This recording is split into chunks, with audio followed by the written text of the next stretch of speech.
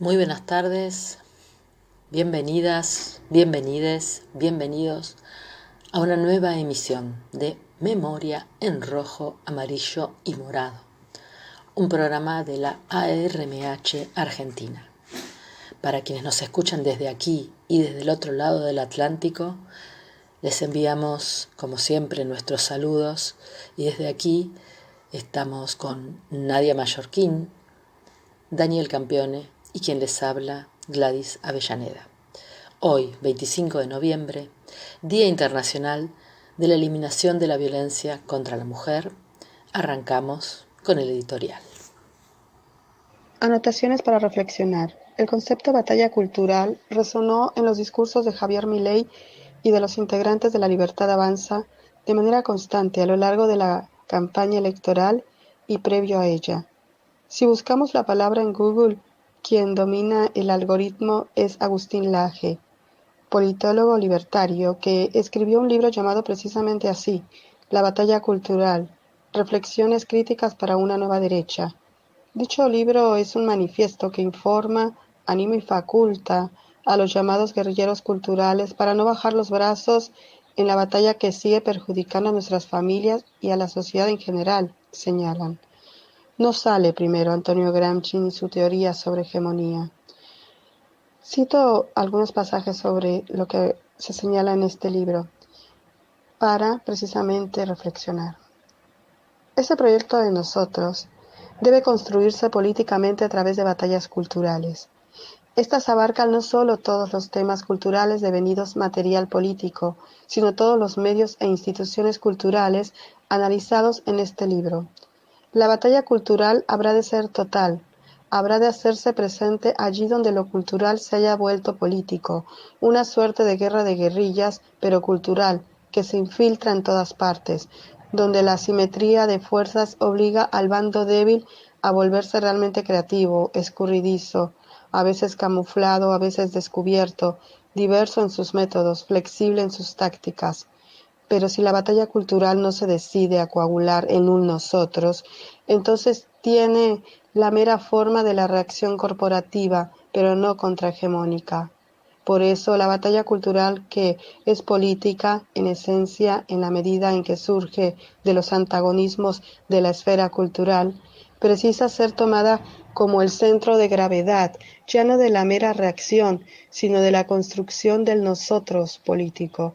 Así, la batalla cultural podrá engarzarse a la postre con batallas político-electorales, formando una suerte de estrategia bifronte con la que la nueva derecha sea capaz no solo de luchar por el contenido de nuestra cultura, sino también por el contenido efectivo de nuestras políticas. Es la única manera que se me ocurre de no simplemente retardar el horror, sino de intentar revertirlo. Agustín Laje, quien, para refrescar la memoria, se trata de uno de los máximos referentes ideológicos de la nueva ultraderecha en Hispanoamérica, muy influyente en el partido español Vox y en el ideario de Javier Milei y del mundo libertario. Desde hace tiempo la rebeldía se volvió de derecha, como el antiprogresismo y la anticorrección política. Ellos están construyendo un nuevo sentido común. Deberíamos tomarlo muy serio este tema. Las herramientas oxidadas del pluralismo son contraproducentes para convencer a quienes con su voto denuncian desesperadamente su rotundo fracaso. En vano invocaremos para ello una ley o una constitución. Entonces, cambien la constitución, diríamos, o peor, mandaremos a los votantes a leer fallos de la Corte Interamericana de Derechos Humanos como si fueran alumnos confundidos. Hubo varios ejemplos de esta retórica, pero concentrémonos en una. Ya desde el nuevo oficialismo se insistió en que frente a la hipotética inacción de un Congreso en el que no tendría mayoría, desempolvarían el mecanismo de la consulta popular. Específicamente, anunció que la cuestión del aborto sería sometida a una consulta popular no vinculante. A manera de crítica, podríamos decir que la respuesta progresista y bien pensante se envolvió de retórica jurídica, articulando la idea de que los derechos no se plebiscitan. Se trata de una pésima idea, falsa en lo jurídico y, más importante, errada en lo político. ¿Es un triunfo cultural? Seguramente reflexionaremos mucho sobre esto en las próximas semanas, pero es lícito temer que la historia no nos haya legado un aprendizaje genuino sobre cómo derrotar al fascismo. Los invitamos a que se queden a escuchar nuestro programa.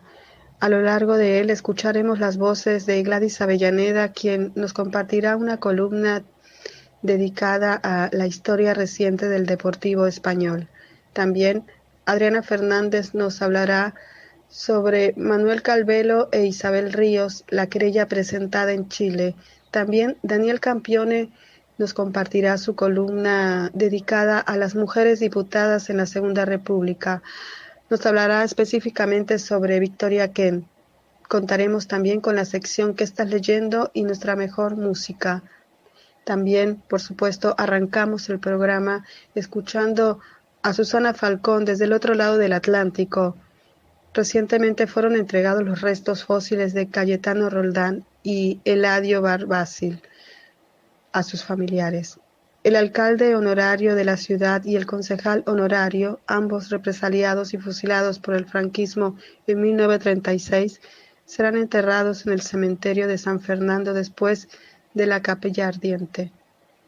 Escucharemos un audio de la bisnieta de Cayetano Roldán. Empezamos. Intensísima emoción esta mañana, Salón de Plenos del Ayuntamiento de San Fernando, Cádiz, ese mismo lugar en donde hace 87 años se llevaron a Cayetano Roldán, el alcalde republicano, y también a los 17 miembros de la corporación municipal. Tanto el alcalde como uno de los concejales, Eladio Barbácil, fueron identificados después de que se sumada la fosa en el cementerio de San Fernando, y por fin hoy han sido entregados sus restos a sus familiares y han tenido la digna sepultura que les correspondía en el cementerio de San Fernando. Impactaba poderosamente estar en ese mismo lugar en donde interrumpieron las fuerzas fascistas aquel pleno del ayuntamiento sanfernandino, y en donde a culatazos y a golpes y a gritos los esposaron y los bajaron por las escalinatas del ayuntamiento al lugar de detención donde serían torturados y finalmente conducidos a la muerte, al fusilamiento. Hoy impresionaba estar en ese mismo lugar, viendo cómo había flores, sus fotos, estaban sus familias, muchas personas relacionadas con la memoria histórica, la asociación AMEDE de San Fernando, que tanto luchó por la exhumación de esa fosa, e incluso sus miembros fueron voluntarios y voluntarias en las excavaciones. 7 años de luchas, de protestas, de trabajo forzado por parte del equipo de antropólogos que llevaron a cabo la exhumación, y finalmente este día de hoy. Impresionaba estar en ese mismo lugar, impresionaba bajar por las escaleras del ayuntamiento entre banderas republicanas que estaban en la calle, porque el ayuntamiento que preside una alcaldesa del Partido Socialista había prohibido la presencia de banderas republicanas y también incluso de ramos de flores tricolores, amarillo, rojo y morado, con los colores de la bandera republicana. Pero ya en la calle, al traspasar esa escalinata que ellos también bajaron a golpes, aquel infausto y trágico día de agosto del año 36, allí sí que estaban los gritos y las banderas de Viva la República. Fueron en comitiva con la familia, con banderas inmensas y a hombros de la gente, y en que envolvían los cuerpos también muchas personas. Ese cortejo caminó por las calles de San Fernando al sol ya un poco fuerte de este comienzo de los fríos en Andalucía, hasta el cementerio de San Fernando, en donde se produjo esa intensísima también ceremonia emotiva de Cayetano Roldán y Eladio Barbácil en sus tumbas, las tumbas que nunca debieron haber no tenido. Finalmente ya descansan en paz. De la familia de Cayetano Roldán se han reunido en San Fernando 37 miembros, nietas, bisnietos, bisnietas, tataranietos, tataranietas, mucha familia que lleva su sangre, y tiene más familiares que no pudieron venir. Los descendientes de Barbácil quisieron enterrarle en el cementerio, en la privacidad y la intimidad. Una jornada emocionante, reparación, verdad, justicia y también compromiso de no repetición, ni olvido ni perdón. Sos bisnieta, ¿no? Bisnieta. Yo soy su bisnieta, mi madre era su nieta Clara, que era la hija de su abuela, perdona, de la hija de Cayetano, Catalina, que nosotros la llamamos Caína. Entonces ella siempre nos ha contado todo esto y siempre ha sido como una especie de leyenda en la familia. No se me hubiera nunca ocurrido pensar que al final ibais a estar aquí. Le íbamos a encontrar, íbamos a estar aquí y íbamos a estar con él, de alguna manera. Sí. Bueno, ya que tú existas es una manera de que él esté aquí, ¿no? Por porque supuesto. Tenéis su sangre, sus genes. Por supuesto, y además hay una cosa muy clara que a mí creo que debemos de recalcar, y es que los culpables de todo esto no consiguieron su propósito. Ni erradicaron esas ideas y calidad humana que tenía, ni acabó con su familia. Ahí está. Porque aquí somos nosotros ahora mismo la prueba viva de ello. Eso creo que es de lo más importante. Y estar en este lugar, porque de este mismo espacio se lo llevaron a ella, los demás concejales, a golpes de culata además, y bueno, a una detención y luego a la muerte, ¿no? A la tortura y a la muerte. Es que además ya no solo es ese momento que lo sacaron de aquí y ese crimen tan horrible de matarle, torturarle a él y a sus hijos, sino los años de silencio. Sí. Lo que decía es que en vuestra familia tuvo eso ahí siempre. Un secreto a voces, digamos, ¿no? Siempre, todas las hijas, bueno, Catalina tuvo 10 hijos y que somos la mayoría de los que estamos aquí, bueno, ya se murieron, y los primos, los hijos de los hijos y los nietos. Y es que es algo que siempre se ha contado en mi casa, siempre se ha contado, era como esa espinita, esa leyenda que yo recuerdo de pequeña me lo contaban y decían, Dios mío, esto parece una novela. Una película, sí. Una novela, y que no es una novela, es nuestra vida, es nuestras raíces. Sin él no hubiéramos estado ninguno aquí. Así es. Ahora cuando hicisteis esa foto de familia, me imagino, aunque sé que faltan, no estáis todos, pero habéis venido muchos los que habéis podido. Sí, todos los que hemos podido. Esa foto me imagino que para vosotros va a ser, bueno, la foto de la vida, ¿no? Por supuesto, yo creo que es la celebración de la vida, que aunque ya se la arrebataron, por ser honesto a sus principios. Sí. Pues y en concreto él también, como médico, ya había sido para el pueblo San Fernando. Él era una eminencia, le quería a todo el mundo, porque además los valores y principios que tenía, yo creo que salían de unas fronteras y una bandera. Eran universales. Sí. Eran una calidad humana. O sea, era buena gente. Era muy buena gente. Bueno, como médico atendió el parto de decenas y decenas de personas, ¿no? De este pueblo. Al parto, él no veía ideales. Cuando estaba en la plaza de toros, se iba allí, a la plaza de toros, a ayudar a todos los que pudiera. Pero es que luego se iba a donde las prostitutas, a ayudarlas también. Y a todo el que le necesitara. Siempre estaba ahí. Era un hombre de una integridad incalculable. Y le preguntamos, Ángeles, a partir de ahora qué, porque, bueno, vosotros por suerte se cierra, ¿no? Un ciclo, ya podéis enterrarlo con dignidad, además va a estar con su familia, y a partir de aquí qué, porque falta el resto de la corporación y mucha más gente, ¿no? Y sus 3 hijos. Y sus hijos. A él, le mataron a él y a sus 3 hijos. Sí. Ahora hay que seguir. Cerrarse una herida. Bueno, hay muchísimos como él. Por supuesto que yo me siento orgullosa de él, pero en España hay muchísimos que no sabemos si nunca vamos a encontrar. Miles y miles. Pero bueno, por lo menos descansamos, tenemos un poco de sosiego. Ahora, ¿qué? A partir de ahora, ¿qué? Pues hay que buscar, hay que seguir buscando. ¿Y estas niñas, hijas tuyas, son muy pequeñas? Una tiene 5, la otra ¿cuánto tiene? 6. ¿Cómo se llaman ellas? La pequeña se llama Lucía. Y la que es más poquito mayor, que no es mi hija, es la de mi hermana pequeña, se llama Isabela. ¿Y estas niñas qué les vais a contar de...? Todo, que ellas, bueno, de hecho ya se lo he dicho ahora, que no lo entienda, digo, este es tu tatarabuelo, digo, sin él, tú no estarías aquí. No, y le he contado, ¿no? Digamos una versión un poco, pero se lo voy a contar absolutamente todo, porque yo creo que la historia está condenada a repetirse cuando hay silencio. Sí, señora. Y un día van a decir, mi familia me llevó, estuve yo allí. Claro, y lo van a recordar. Por los dos lados, porque el primo de la abuela de mi marido, que es inglés, fue de los voluntarios británicos que murieron aquí. Murió. Mira, bueno, o sea, sangre... Sabes que por los dos lados se unen estos ideales de los que hablamos, estos principios de calidad humana, ¿sabes? Entonces quizás sea el destino, quizás sea una coincidencia. Bueno, quizá no existan las coincidencias, No. es así. Así que creo. Yeah. There is a little room on the side.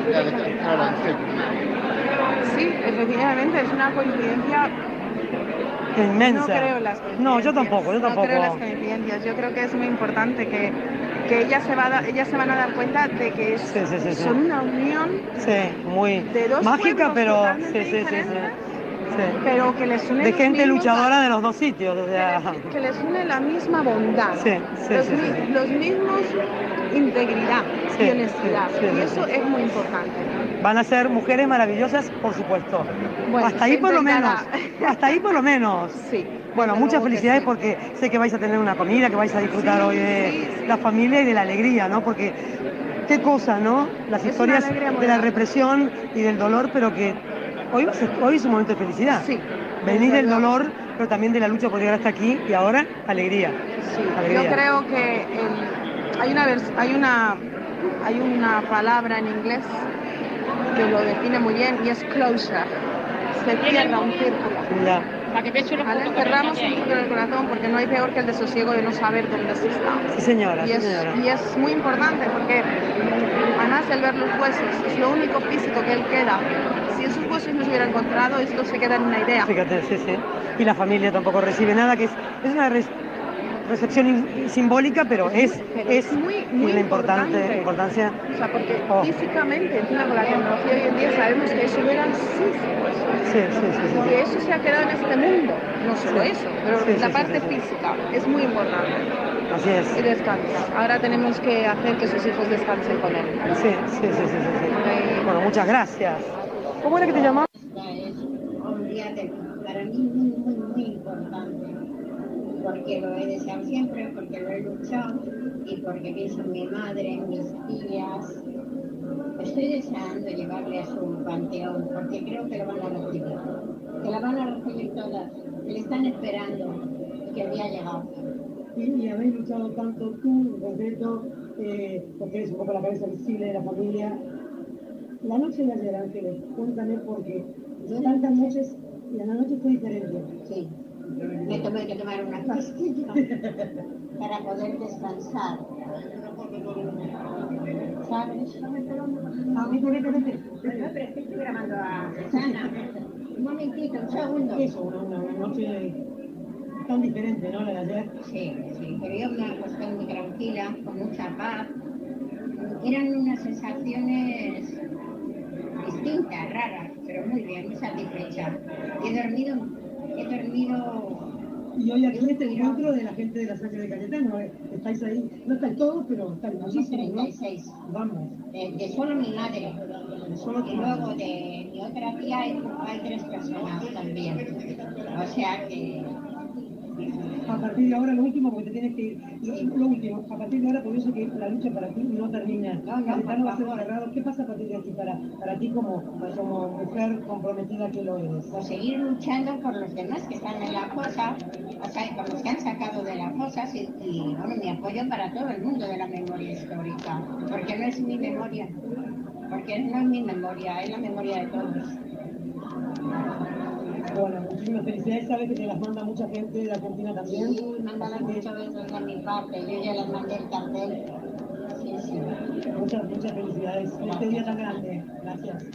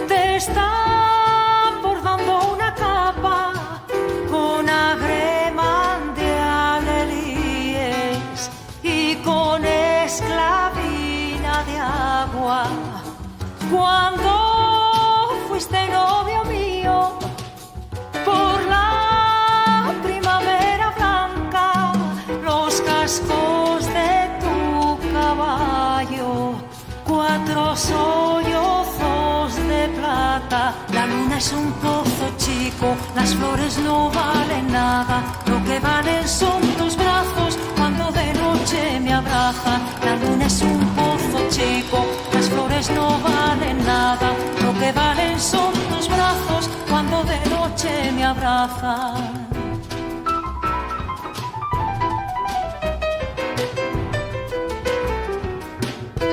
Cuando fuiste novio mío por la primavera blanca, los cascos de tu caballo, 4 sollozos de plata. La luna es un pozo chico, las flores no valen nada, lo que valen son tus brazos cuando de noche me abrazan. La luna es un pozo chico, las flores no valen nada, lo que valen son tus brazos cuando de noche me abrazan.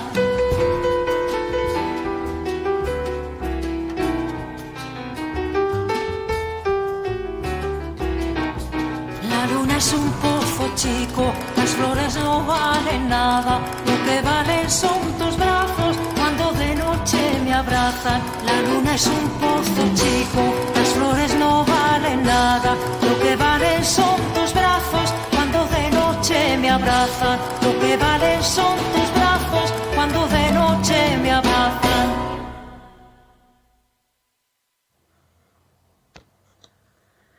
Macri y Seoane, los sicarios del Deportivo Español. Esto lo extracté, y lo que voy a leer, de Twitter, el usuario Patria Libre, @Tano2412, a quien le agradezco estos contenidos muy reales. La historia del Deportivo Español es una historia triste, que describe lo que algunos pretenden volver a intentar: privatizar los clubes para después vaciarlos y fundirlos. Río Seoane nació en Galicia y llegó a Buenos Aires en 1952. Empezó a trabajar como lavacopas, luego fue mozo y ya a finales de los 60 y a principios de los 70 se había convertido en un poderoso empresario gastronómico. Llegó a ser presidente de la cervecería San Carlos y Biekert. Muchas, sostienen que la movilidad social ascendente que logró el gallego es por lo menos llamativa. A principios de los 70 se convirtió en dirigente de Español. En 1978 llegó a la presidencia del club. Bajo su gestión, Español ascendió rápidamente desde la C a la primera división en 1985. Español realizó grandes campañas en el fútbol grande, hasta su descenso en 1998. Pero el descenso institucional de Español tuvo 2 responsables directos: Mauricio Macri y su lacayo, Río Seoane. La AFA cambió su estatuto en 1993 para que los clubes puedan convertirse en sociedades anónimas. Y ese mismo año, Río Seoane se acercó a Macri. El hijito de Franco le propuso comprar al Deportivo Español por $15 millones, una oferta que el gallego no podía rechazar. Pero hubo algo que no previeron: la oposición de los socios de Deportivo Español, liderados por el dirigente opositor Ignacio Torres. Finalmente, ganaron los socios y el club gallego no se vendió. Río Seoane, en venganza, expulsó a varios socios antiguos y en especial a Torres, al que amenazó en medio de una asamblea, gritándole que le iba a quemar el bar. Torres tenía un bar a metros de la cancha de Deportivo Español. El 20 de julio de 1994, un tal Roberto Bravos Llanos, ex empleado de Español y en ese momento empleado del Hospital Español, le arrojó tiner a Torres y lo prendió fuego. Torres murió unos días después a causa de las quemaduras sufridas. El sicario, enviado por Seoane, fue detenido el 21 de abril de 1995, mientras que el autor intelectual, el gallego Seoane, estuvo 10 días prófugo hasta que fue finalmente detenido en la estación fluvial de Tigre, cuando intentaba huir del país. Se le secuestró una valija con $100.000 y los datos del abogado del sicario que asesinó a Torres. El gallego estuvo 3 meses detenido y quedó libre luego de pagar una fianza, mientras que Llanos también recuperó su libertad por falta de méritos. Río Seoane unió al Deportivo Español con el Hospital Español y la Sociedad Española, formando la Unión Española, que fue finalmente disuelta en 1996, luego de reiteradas denuncias por fraude fiscal. En 1997 comenzó la agonía del Deportivo Español, luego del pedido de quiebra hecho por Boca. ¿Quién era el presidente de Boca en esa época? Sí, Mauricio Macri. El pretexto fue el incumplimiento por parte de Español en el pago por el préstamo de jugadores. Esta no fue la última vendetta que Macri le hizo a Deportivo Español. En 1998, Español desciende al Nacional B, estando quebrado e institucionalmente destruido. A partir de ahí el club se derrumbó tanto, social como deportivamente. El Deportivo Español perdió terrenos a mano de la ciudad de Buenos Aires en 2007, cuando el jefe de gobierno era, sí, Mauricio Macri. La vendetta del padrino se consumó en su totalidad. Nunca se olvidó de aquel negocio redondo que los socios de Español le truncaron. El caso del Deportivo Español es el ejemplo de lo que Macri pretende hacer con nuestros clubes. La alianza con Milei tiene por fin este y otros objetivos. Todos tienen un denominador común, el saqueo. Espero que los dirigentes de los clubes no se dejen tentar por el vil metal, pero lamentablemente personajes como Río Seoane sobran en la actualidad. El gallego murió impune en 2015. La pelota no se mancha ni se vende. No a la privatización de la pasión popular. Buenas tardes a todas y todos. Hoy vamos a hablar de la historia de Manuel Calvelo y su esposa Isabel Ríos. El 25 de noviembre del 2014 se presentó la primera denuncia en Chile sobre 2 víctimas del franquismo en el Consulado Argentino de Santiago, para que se incorpore a la causa que lleva adelante en Buenos Aires la jueza María Servini. Se trata del asesinato de Manuel Calvelo López, fusilado en la cárcel de Santiago de Compostela el 31 de diciembre de 1936, y de su esposa Isabel Ríos, fallecida en España en 1997. Isabel Ríos Lescano nació en Curtis en 1907. Conoció a Manuel Calvelo López, de Santiago, que estaba de veraneo en Curtis, y se casaron. Vivieron muy felices en La Palma, donde Manuel se desempeñó como médico. Regresaron a Curtis para que nacieran allí sus 2 hijos y después se trasladaron a Madrid, donde el famoso médico Novoa Santos, que pudo ser premio Nobel, nombró a Manuel profesor adjunto en la cátedra de patología. En 1934, Isabel se afilió al Partido Comunista y organizó la primer célula en el municipio. Calvelo, a su vez, organizó el Partido Socialista y unos sindicatos tabaqueros. Al mes siguiente del golpe militar de julio de 1936, detienen al matrimonio y los trasladan a Santiago, donde son condenados a pena de muerte. Iban a fusilarlos el 24 de diciembre, Nochebuena. Así que el día anterior comieron con los hijos en la cárcel. Isabel y Manuel se despidieron. Nos dijimos adiós como si fuera otro día cualquiera, y no el último que íbamos a vivir. Cuenta Isabel Ríos en Testimonio de la Guerra Civil, libro que escribió con 78 años, donde recogió todas sus vivencias para que nunca quedasen en el olvido. Les aplazaron la muerte y el día 30 de diciembre a ella le comunican que le conmutan la pena por perpetua, pero a él no. Días antes del fusilamiento, Manuel, que atesoraba una fama de gran médico que perduró durante décadas en Curtis, escribió cartas despidiéndose de la familia y dándole las gracias a las hermanas de Isabel por cuidar de sus 2 hijos. Roberto el mayor tenía 6 años cuando fusilaron al doctor Calvelo y Manuel 3. Isabel Ríos pasó por la cárcel de Santiago de Compostela, Saturrarán en el País Vasco y Betanzos. Fue puesta en libertad condicional en 1943.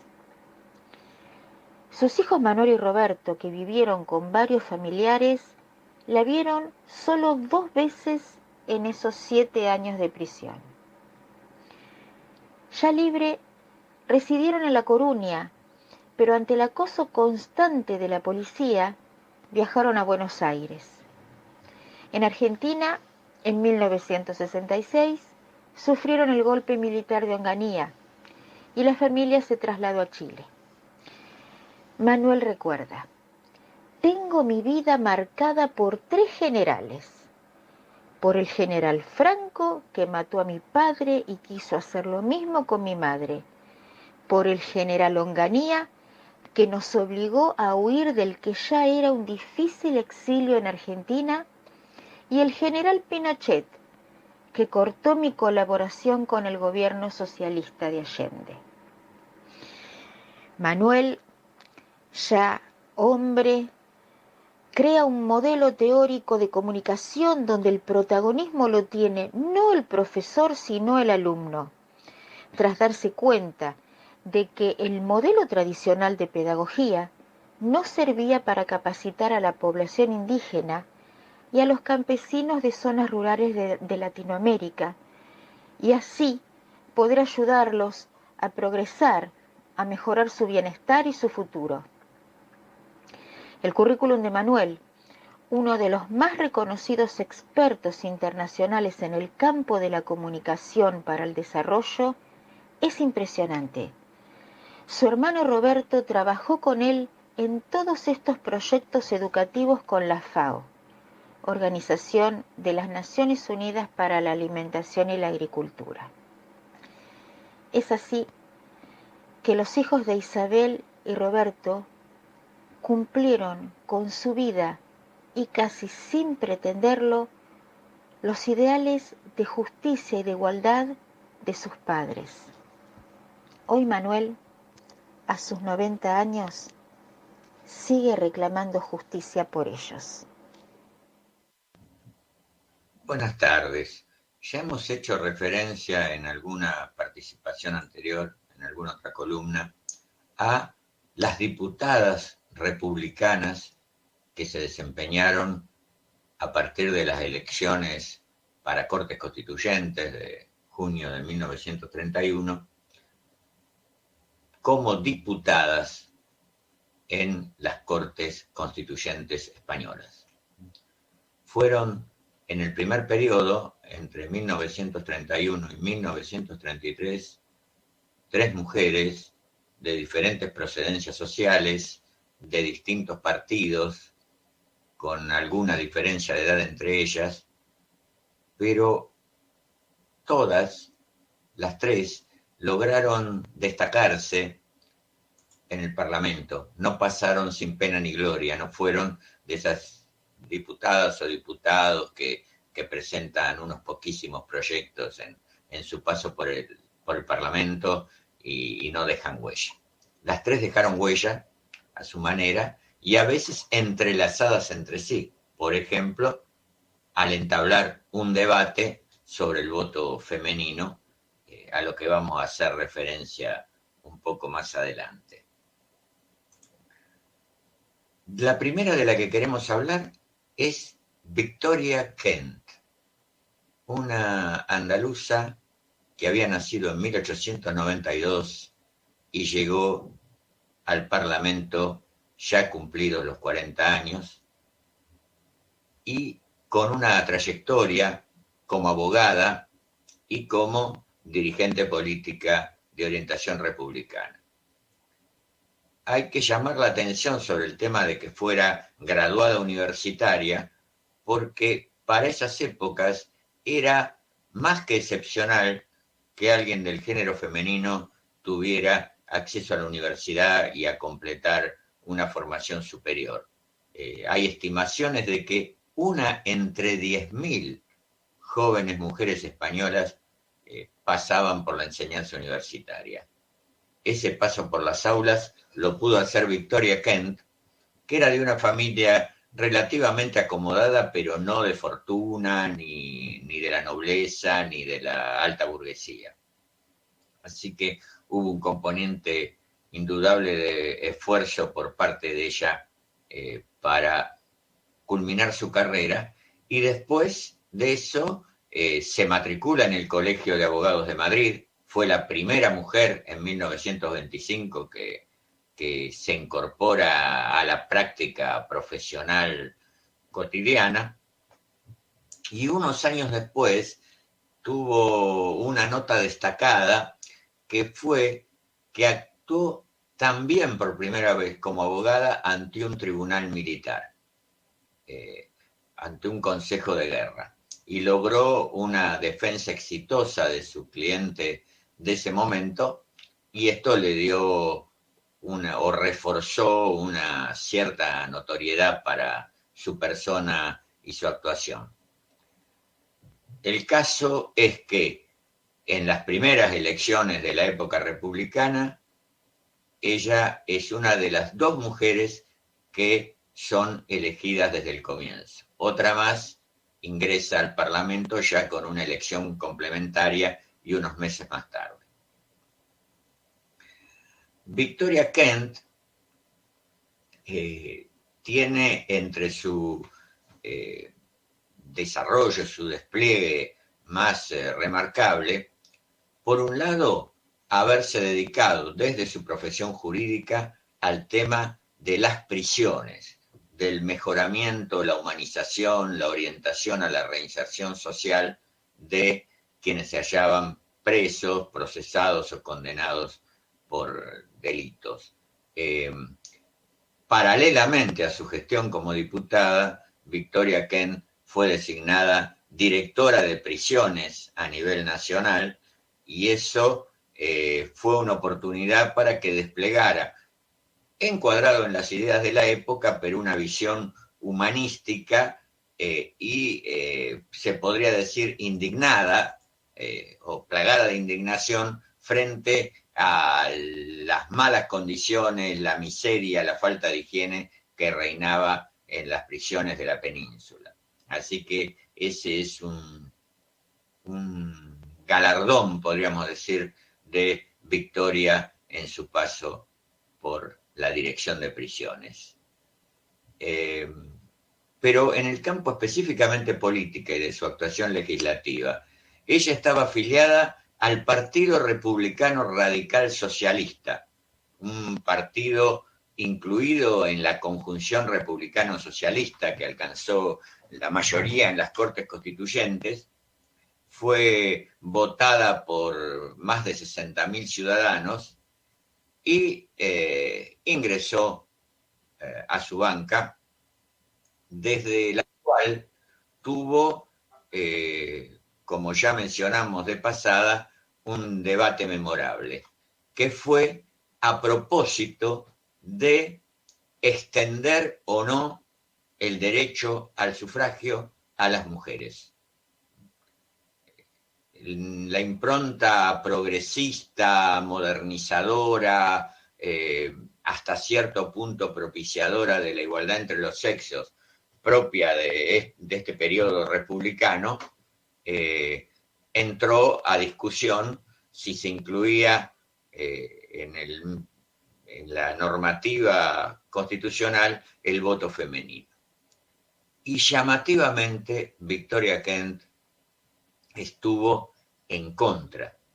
No en contra de manera esencialista, sino proponiendo que se dejara pasar más tiempo antes de conferir el derecho al voto a las mujeres.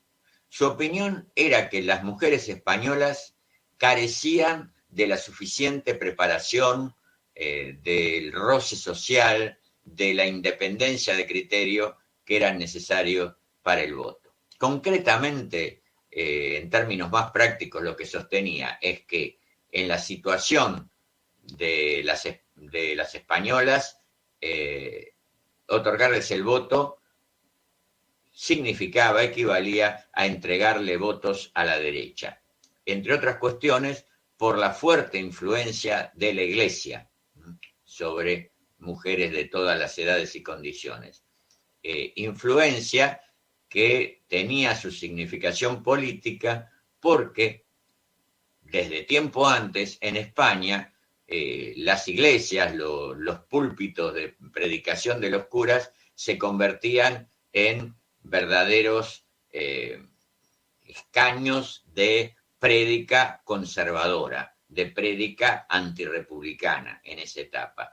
Es decir que, por más que pueda resultar antipático ver a una mujer independiente, intelectualmente capacitada,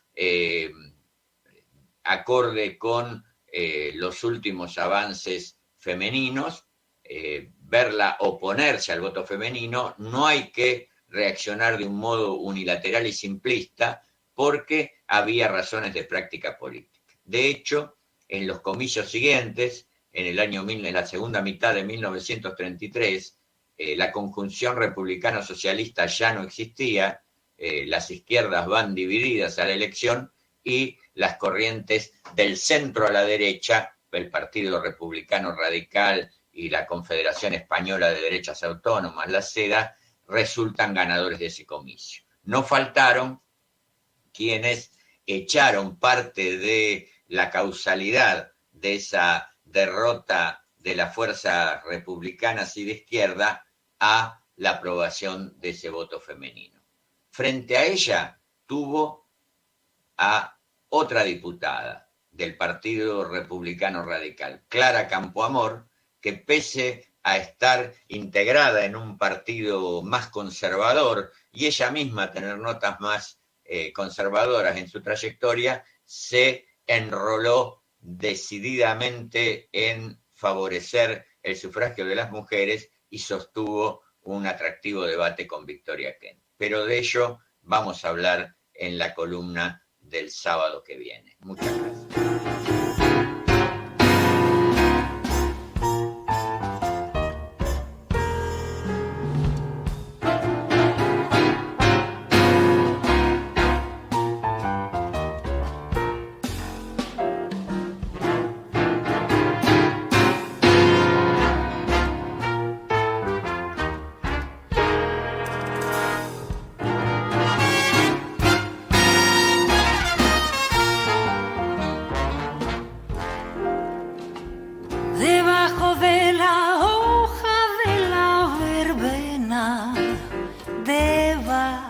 Debajo de la hoja, debajo de la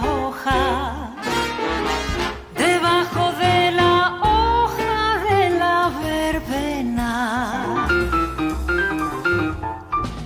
tengo a mi amante malo, Jesús, qué pena.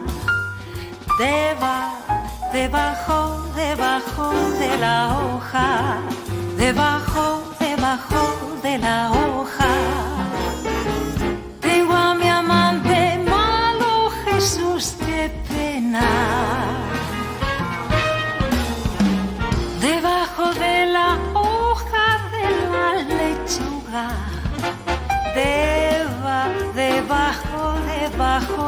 la hoja, debajo, debajo de la hoja, debajo de la hoja de la lechuga.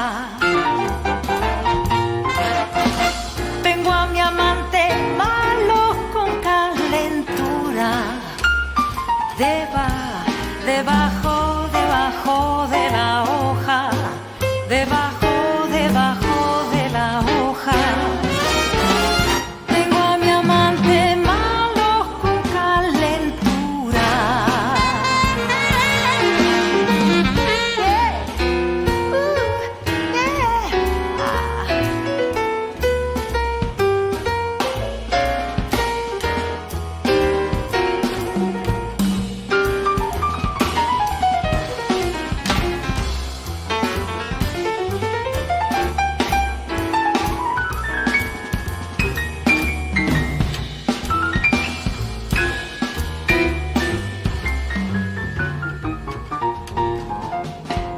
Debajo de la hoja del perejil,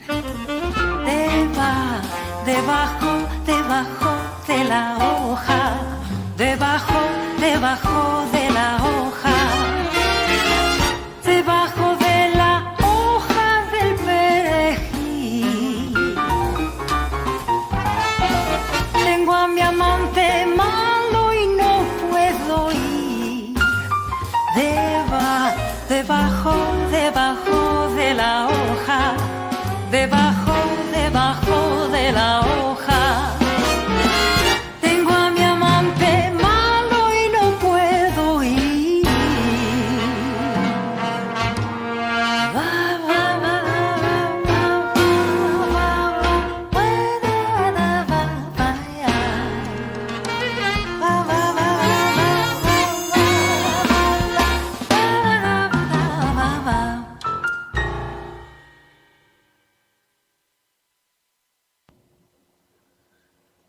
Queremos referirnos a un libro que estoy leyendo.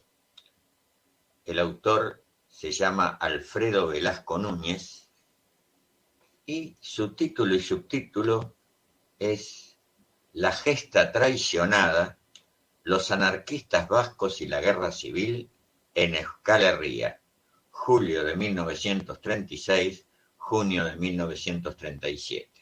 Es una obra publicada por Cúlmine Ediciones, aquí en Buenos Aires. No es una edición española, como se podría pensar, y el nombre del editorial, Cúlmine, remite a la tradición anarquista.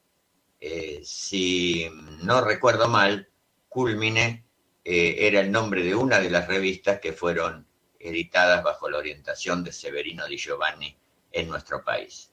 La cuestión es que el primer interés de este libro es ocuparse de un asunto poco trillado.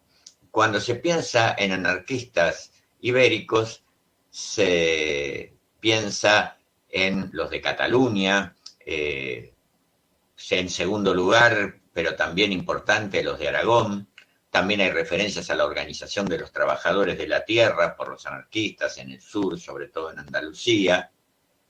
Pero son muchas menos las referencias, al menos en las obras generales, seguramente hay artículos especializados, son muchas menos las referencias, decía, a los anarquistas vascos, que organizaron sus milicias y dieron batalla en el periodo en que Euskadi estuvo tomando parte activa, o quienes estaban en Euskadi tomaban parte activa de la guerra.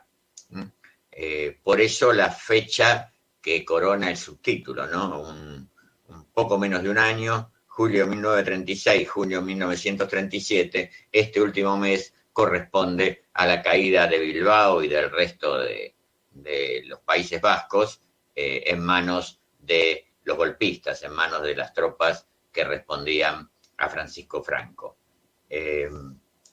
Velasco Núñez hace un recorrido por los distintos aspectos de la actuación anarquista, que tuvo momentos imborrables como el incendio y el pase a Francia a partir de la localidad de Irún, muy al comienzo de las hostilidades, en el mes de agosto donde los libertarios tuvieron una participación decisiva. Y en la misma senda no se remite solo a relatar las acciones bélicas en las que tomaron parte los anarquistas a partir de la batalla de Irún, sino que pasa revista a las principales ideas dentro del movimiento anarquista. Y entonces hay referencias a la idea de comunismo libertario, de revolución social, la organización en cooperativas o en colectivizaciones, el poder de los municipios. Es decir, que la obra sirve también para acercarse a cómo veían los anarquistas de la península ibérica en general y los vascos en particular lo que ellos llamaban la idea, sus ideales de revolución social y de construcción de una sociedad absolutamente libre, equitativa, fundamentalmente justa. Así que recomiendo este libro. Se puede conseguir, no en cualquier librería, pero con un somero esfuerzo se puede dar con él. La editorial Cúlmine, como dije, funciona aquí en Buenos Aires y que yo sepa sigue existiendo. Así que les dejo a nuestras y nuestros oyentes la inquietud de tomar contacto con esta lectura esclarecedora y no convencional. Bueno, y nos vamos despidiendo. Estuvimos en la conducción Gladys Avellaneda, Nadia Mallorquín y la colaboración de Daniel Campione, columnistas Adriana Fernández y Daniel Campione, columnistas y corresponsales al otro lado del Atlántico, Juan Miguel Vaquero, Susana Falcón, Jorge Fonseca y Soledad Luque Delgado. En la técnica El Chino Román, en la producción Nadia Mallorquín. Esto fue Memoria en Rojo, Amarillo y Morado, un programa de la ARMH Argentina. Nos vamos a despedir con un tema del grupo Jarcha, es un grupo andaluz. El tema se llama Libertad sin ira. Y este tema, durante los años de la transición española, su música, la música de este grupo, reflejaba el sentir de muchos españoles en épocas en las cuales se iba desde el franquismo a la democracia. Y esta canción, La Libertad sin ira, de Valadez y Herrero, que inicialmente fue prohibida el 9 de octubre de 1976 cuando el diario 16 la quiso usar como eslogan en su salida a la calle, y posteriormente se terminó convirtiendo en un himno no oficial en aquel momento histórico. El grupo fue elegido como el mejor del país por votación popular durante los años 1975 y 1976. Hecha esta reseña, vamos a escuchar a Jarcha en Libertad sin ira. Nos despedimos. Muy buen fin de semana. Salud y República.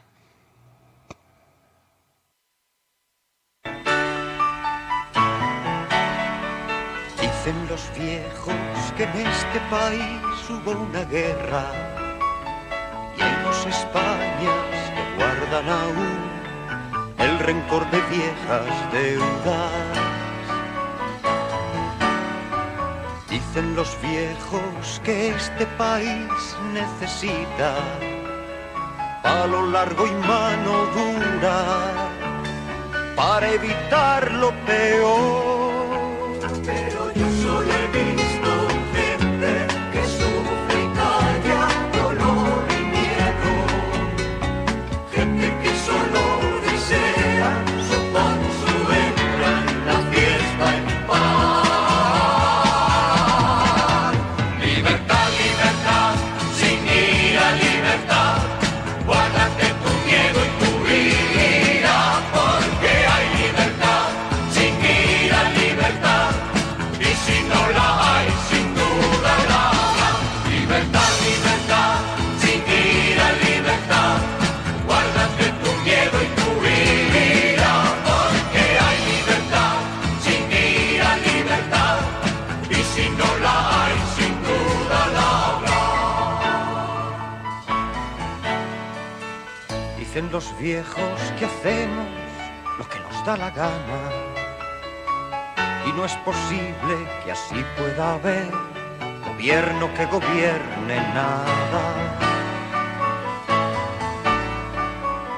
Dicen los viejos que no se nos dé rienda suelta, que todos aquí llevamos la violencia a flor de piel. Pero yo solo he visto gente muy obediente hasta en la cama, gente que tan solo pide vivir su vida sin más mentiras y en paz. Libertad, libertad, sin ira, libertad, guárdate tu miedo y tu ira, porque hay libertad, sin ira, libertad, y si no la hay, sin duda la habrá. Libertad, libertad, sin ira, libertad, guárdate tu miedo y tu ira, porque hay libertad, sin ira, libertad, y si no la hay, sin duda la habrá. Libertad, libertad, sin ira, libertad, guárdate tu miedo y tu ira, porque hay libertad, sin ira, libertad, y si no la hay, sin duda la habrá.